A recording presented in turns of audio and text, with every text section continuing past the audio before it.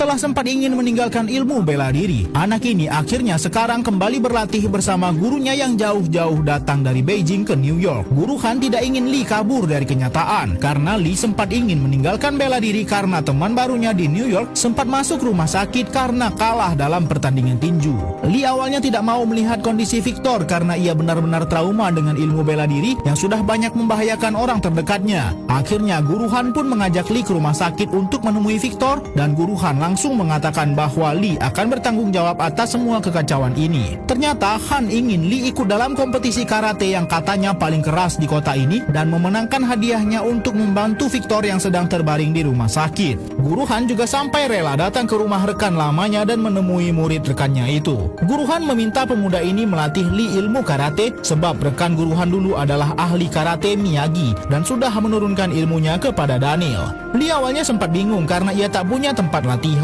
Untunglah ada temannya yang mau membantu dan mengizinkan Lee menggunakan tempatnya sebagai tempat latihan. Setelah beberapa hari Lee memulai latihan, Daniel tak kunjung datang sampai pada akhirnya saat Lee mulai kesulitan, Daniel datang untuk mengajarkan Lee ilmu karate terbaik yang bisa dipelajarinya. Waktunya untuk berlatih hanya tinggal 1 minggu sebelum pertarungan sesungguhnya dimulai. Lee harus mempelajari ilmu karate secepat mungkin dan Guru Daniel akan mengajarkannya karate dan Guru Han akan mengkombinasikannya dengan ilmu kungfu. Sebelum hari pertandingan dimulai, Guru Han mengatakan kepada Lee untuk menyelesaikan dulu semua permasalahan yang ada agar Lee fokus saat bertanding. Hal pertama yang dilakukan Lee adalah pura-pura memesan pizza kepada Anna karena memang Anna sempat sangat marah kepada Lee karena sudah meninggalkan ayahnya saat masuk rumah sakit. Untunglah semua rencana Lee berjalan dengan lancar dan hubungannya dengan Anna sudah membaik. Kompetisi karate yang katanya paling keras di kota ini pun segera dimulai dan Lee akan mulai dari babak 16 besar. Tentu mudah saja bagi Lee untuk lolos ke babak berikutnya dan latihan yang diberikan kepadanya pun juga semakin intens agar perjalanannya menuju final bisa mulus. Pertandingan perempat final dilewati dengan mudah dan saat lolos ke semifinal Lee mendapat lawan yang cukup keras tapi tetap saja ia bisa menang. Namun saat pertandingan selesai, ajudan calon lawan Lee di final malah ingin menyerang Lee. Untunglah kedua guru Lee langsung melindunginya dari serangan tak terduga ini.